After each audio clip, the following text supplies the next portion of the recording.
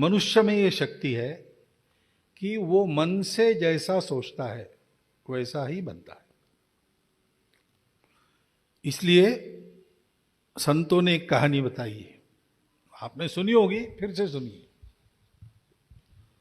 तो जंगल में घूमते घूमते एक आदमी रास्ता भूल गया और फिर ढूंढने लगा, तो रास्ता मिले ही नहीं। गर्मी के दिन ढूंढते ढूंढते थक गया। 11 बजे 11:30 बजे थक गया।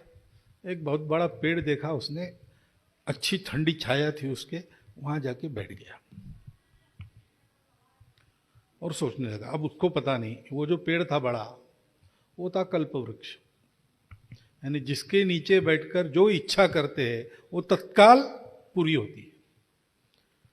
तो वो सोचने लगा कि बहुत धूप है, परेशान हो गया, थक गया हूं, प्यास लगी है, कहीं पानी मिलता तो कितना अच्छा होता।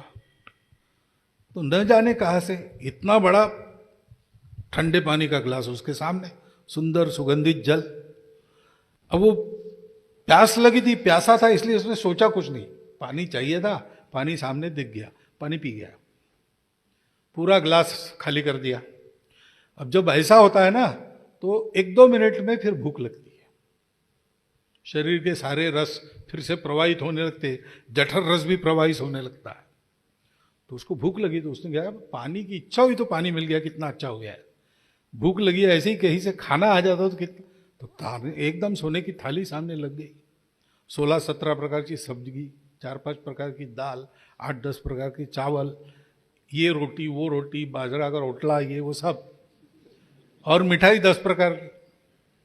2-3 आदमी का खाना। अब भूखा तो था ही, बहुत घुमा था पैदल, शुरू हो गया। 2-3 आदमी का अकेला ही खा गया। अब आदमी जब थक के आता है और ऐसा भोजन कर लेता तो तुरंत नींद आती। उसने कहा वाह मस्त भोजन हो गया, अब सोने को मन कर रहा है, बिस्तर रहता तो अच्छे सो लेता, तो बिस्तर आ गया एकदम, तो सो गया। 2-3 घंटा खूब अच्छा सोया, फिर जागा। अब कोई प्यास नहीं थी, पेट में अन्न था इसलिए भूख भी नहीं थी, और विश्राम भी हो गया था। ऐसा आदमी फिर विचार करता है, तो सोचने लगा कि पानी मन में आया, सामने आ गया, भूख लगी, भोजन आ गया, नींद आई, बिस्तर आ गया, यहां है तो नहीं कोई, गांव भी नहीं है आसपास, कोई आता जाता भी नहीं है, घना जंगल है, यहां कोई भूत भूत तो नहीं। मन में भूत आया, सामने खड़ा हो गया भूत, कल्पवृक्ष के नीचे था ना, ऊंचा पूरा, काला गलोटा, लाल लाल आंखें, बड़े बड़े दांत, 2 सींग। तो इसने देखा अब ऐसा कुछ दिखता है तो लगता है कि वो गुस्से में है, अपने को ही मारेगा। तो ये सोचने लगा अरे ये तो सचमुच यहां भूत है, गुस्से में है, ये मारेगा तो नहीं मुझे, खा तो नहीं जाएगा। बस मन में आ गया, भूत ने उसको खा लिया। अपना मन स्वयं का ऐसा कल्पवृक्ष है ना। भगवत गीता में मन एव मनुष्याणाम कारणम बंध मोक्षयो, मनुष्य मुक्त भी मन से होता है, मन के साथ उपयोग से, मन साधन बनाकर होता है, और बांधा भी जाता है मन के कारण ही। तो अपने मन को हमेशा सकारात्मक श्रद्धा युक्त रखना, और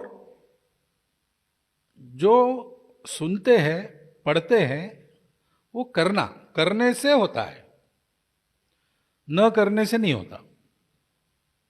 तो ऐसी फिर से 3 मित्र जंगल में भटकने के लिए गए, रास्ता भूल गए, भूख लगी तो सामने एक छोटा वनवासी गांव था, वहां गए, भाई भूखे हैं हम, कुछ तो दो।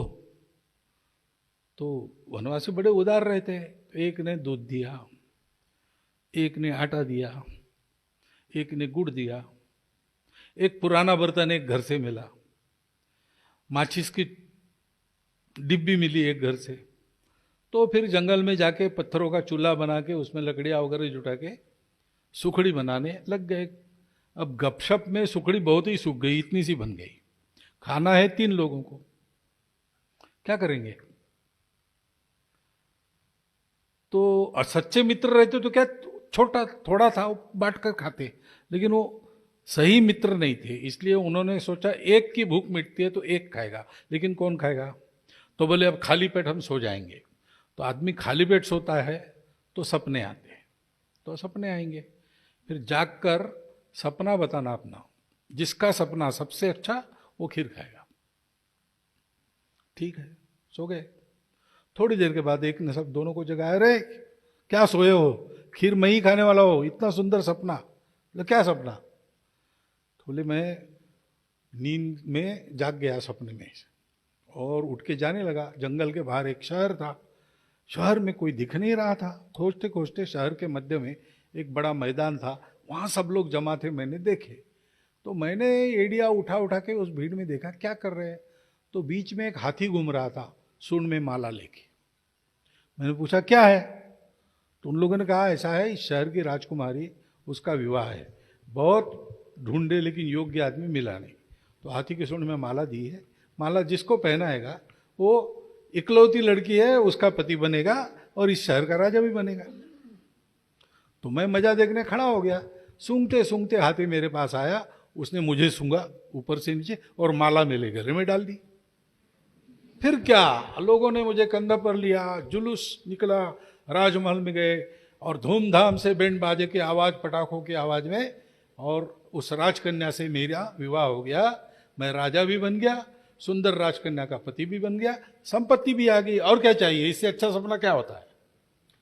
तो दूसरे ने कहा अरे इसके लिए जगाया तो इससे तो मैंने अच्छा सपना देखा। कौन सा अच्छा सपना देखा? तो बोले अरे भाई ये राजा, राज्य, राजकुमारी, धन, ये साथ थोड़ी आते हैं। मैं तो सपने में जागा, देखता हूं सामने प्रत्यक्ष नारायण खड़े, शंख चक्र गदा पद्म सहित। तो मैंने तुरंत नमस्कार किया, साष्टांग। तो नारायण ने कहा कि भक्ता, हम तुम पर प्रसन्न हैं, इस जन्म के बाद तुम्हारी मुक्ति पक्की। अब इससे कोई अच्छा है? अब दो तो हो गए, तीसरा था, लेकिन वो कुछ बोल नहीं रहा था, मुंडी नीचे डाल के ऐसा। तो उनको लगा इसका सपना अच्छा नहीं, कंपटीशन में ये नहीं है, वो पूछ लो इसको। पूछा तुम्हारा क्या है?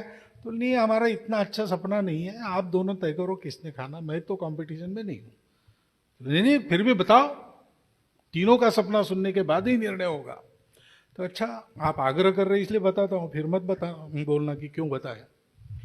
मेरे सपने में न राजकुमारी आई न नारायण आए। मेरी आंख खुली तो सामने एक राक्षस खड़ा और बड़ा गुस्से में था। मैं थर थर कांपने लगा। माफ करो दैत्यराज, क्यों ऐसा? तो तुम पर मैं गुस्सा नहीं हूं, तुम चिंता मत करो, ये तुम्हारे दो है ना तुम्हारे साथ आए हुए, ये नालायक लोग हैं, मैं इस पेड़ पे रहता हूं, इसके तरफ पैर करके सोए हैं, इनको मैं खाने वाला हूं। तो मैंने कहा महाराज ऐसा मत कीजिए, मेरे बहुत अच्छे मित्र हैं, बहुत दयालु, उनका अपराध भी कुछ नहीं, किसको मालूम आप यहां पर रहते हो। तो नहीं, आग में हाथ जानबूझकर डालो या अनजाने में डालो, जलना तो है ही, अपराध हुआ है, अब उनको सजा मिलेगी।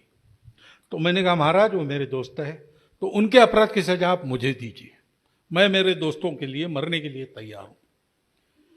तो राक्षस ने कहा अच्छा, लेकिन तुम्हारा तो ऐसा अपराध तुमने किया नहीं, ये ठीक है तुम उनकी सजा ले रहे हो, लेकिन तुमने अपराध नहीं किया, इसलिए तुमको जरा नरम सजा होगी।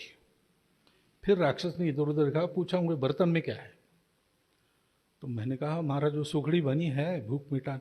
हाँ वो सुखड़ी खा जाओ, यही तुम्हारी सजा है। मैंने कहा महाराज वो तो वो सपना बताने का। बोले सपना अपना नहीं, तुम सुखड़ी खाते हो कि मैं तुम्हारे दोस्तों को खाऊं?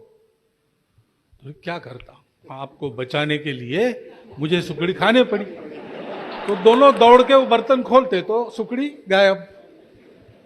अरे भाई हमको बुलाया क्यों नहीं? तीनों मिलके उस राक्षस को भगा देते। तो मैं कितने आवाज दिए, लेकिन तुम्हारे तो विवाह का बैंड बाजा बज रहा था, तुमको सुनाई नहीं दिया होगा, और इनके सामने नारायण प्रत्यक्ष खड़े थे, ये क्यों इधर उधर देखने? अकेला ही पड़ गया मैं। मतलब क्या है, ये सारी बातें जो है सुनने को अच्छा लगता है, पूछने को अच्छा लगता है, करना महत्व की बात है। जो अच्छा सोचते हो वो करना प्रारंभ करो तो जीवन बन जाएगा, करने से होगा। भारत की सेवा करना शुरू करो, हो जाएगा। थोड़ी इधर उधर गलती, राह भटक गई तो फिर से रास्ते पर आ जाओगे। करते करते सब होता है। अच्छे भाव से, श्रद्धा से, सकारात्मक बुद्धि से करो। जो सुनते हो करके देखो, सब ठीक हो जाएगा। ऐसी 2 कहानियां मैंने सुनी थी, वो मैंने बताई।